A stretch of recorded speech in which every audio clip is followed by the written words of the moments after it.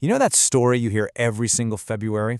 The one that says Valentine's Day is just a cleaned-up version of some wild Roman pagan party? It's one of those great fun facts, right? But is it actually a fact? Well, in this explainer, we're going to dig into the real history and separate the romance from the really weird reality. So, here's how we're going to break it all down. First, we'll look at the popular myth, the one you've definitely heard. Then, we'll dive into what the Romans actually got up to during their festival. After that, we're going to uncover how this so-called ancient tradition was invented surprisingly recently and reveal the real poetic source of romantic valentines. And finally, we'll wrap it all up with the key takeaways. All right, let's kick things off with a story we all think we know, the one that gets passed around every year like a piece of trivia. This is the big question, isn't it? And the popular answer is a huge yes. It supposedly links right back to this ancient Roman festival called Lupercalia. But here's the thing. When you start looking at the actual historical evidence, that whole story just completely falls apart.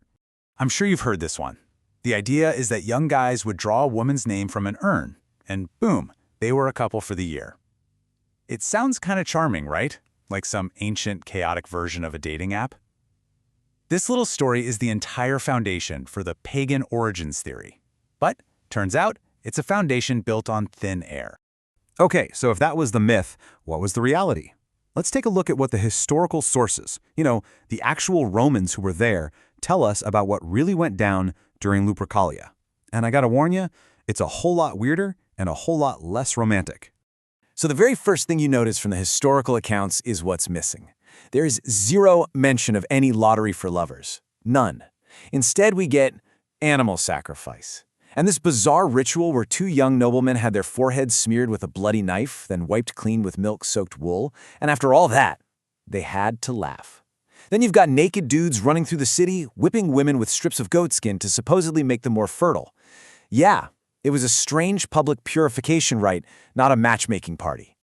And don't just take my word for it. This shows how the Romans themselves saw it.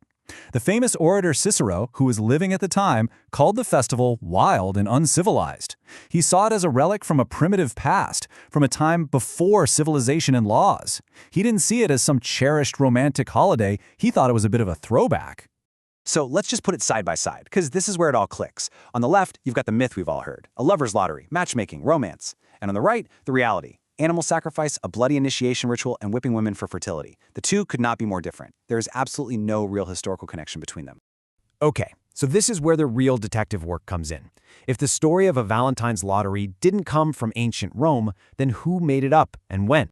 Let me be perfectly clear here. Scholars have combed through every record they can find. There is zero, and I mean zero, evidence from any ancient source for a lover's lottery at Lupercalia. The whole story connecting it to Valentine's Day is a total fabrication invented way later. And here's the wild part. We can actually pinpoint the guys who invented it. It all started in 1756 with a writer named Alban Butler. He kind of floated the idea that early Christians might have replaced some vague pagan lottery. But then, in 1807, another writer, Francis Douce, took that idea and ran with it, specifically and incorrectly tying this made-up lottery to Lupercalia. That's the origin, right there. Not ancient Rome, but 18th century England. This timeline really puts it all into perspective. I mean, look at this. The last real mentions of Lupercalia are way back around 495 AD. Then, radio silence. It's not until almost 900 years later that Chaucer even connects St. Valentine to romance. And the myth about a pagan lottery, that doesn't show up until 1756. That's a gap of over 1,300 years. This wasn't some tradition that survived. It was a fantasy somebody invented. So, if Lupercalia is a total bust, where do we get the idea that Valentine's Day is for lovers? Well, the answer isn't buried in ancient history. It's actually found in English literature. That's right. The tradition of romance on February 14th doesn't come from a rowdy Roman festival. It comes from the pen of one of the most famous writers in English history, Geoffrey Chaucer, the guy who wrote the Canterbury Tales. This is the line that started it all, from his poem, Parliament of Fools, which just means Parliament of Birds. In modern English, it basically says, "For this was on St. Valentine's Day, when every bird comes to choose his mate." That's it. That is the very first recorded link between Valentine's Day and picking a partner.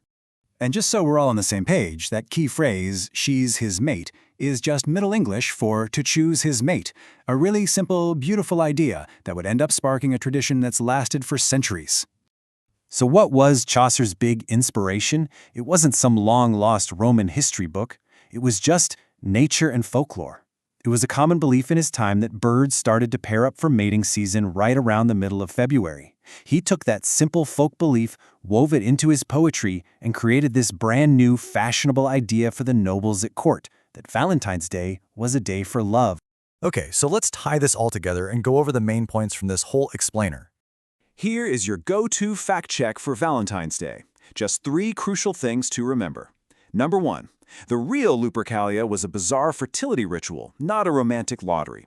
Number 2, the whole pagan origin story was literally made up by a couple of writers in the 1700s. And number 3, the real father of our romantic Valentine's Day is Geoffrey Chaucer, who connected the day to birds choosing their mates way back in the Middle Ages.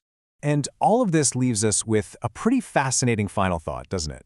The story of Valentine's Day is this powerful reminder that sometimes history gets written centuries after the fact. A good story can be so compelling that we just accept it as ancient truth without a second thought.